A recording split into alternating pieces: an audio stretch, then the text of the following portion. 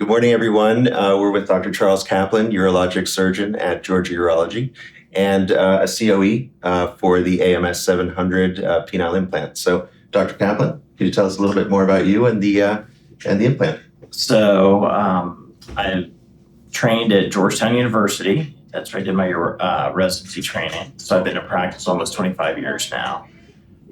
My subspecialty is men's health, specifically prosthetic urology, which includes penile implants, urinary incontinence in men and in women. We're talking specifically about artificial urinary sphincters and male slings. The COE is just sort of a recognition of doing a lot of cases and the experience level that I have. And so what are the causes of ED? Who do you see most often? So most of the patients that I see for ED have been referred in either from other urologists or primary care doctors they've already been on multiple different treatments. So when I see them, they're usually ready for more advanced therapy, which means a surgical therapy. So this is the type of patients I see. But we also see patients who've never tried any medication for it too. And can you sort of explain the three-piece implant? So a penile implant, there's different types, but the three-piece means there's three components. There's the cylinders, there's a reservoir, and there's a pump. And I always tell patients that the pump is sort of like having a third testicle because it sits down on the scrotum. And all it is a closed system, so it's transferring the fluid from the reservoir into the cylinders. That's what the pump does. And there's another button on the pump. You press it, and then just transfer some fluid back into the reservoir. So that's a three-piece system. And you said there were multiple systems.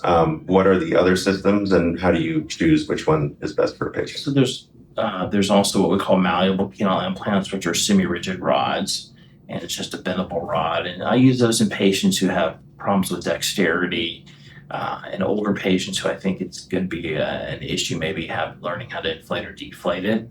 And there's still, at this time, available what we call a two-piece implant, which is the cylinders and the pump.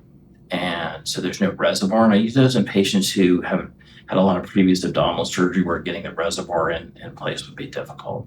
And then what is your criteria for choosing that patient? Who is the right person for an implant? So that's a good question too. So the age range, I do implants in patients down in their 30s, obviously not necessarily from cancer, but from other medical issues they've had, and patients all the way up into their 80s. So, but the average age is probably in their 60s.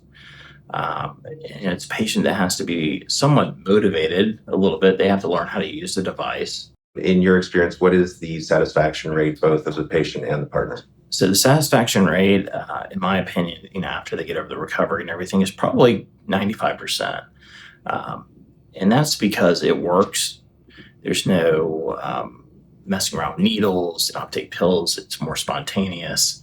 And I'd say the same is pretty much for the partner too. Both are greater than 90% satisfaction. They're happy with it. And how long does one expect that device will work? So that's a good question. So it really depends on how much the patient's using it, but on average, they'll last about 10 years. I'm assuming one of the complications or one of the biggest complications would be the possibility of infection. How is that mitigated? Right. So with anytime you're doing prosthetics or in mechanical devices, so we're talking about the penile implants and arthro and artificial sphincter, there's two complications. One is it's mechanical.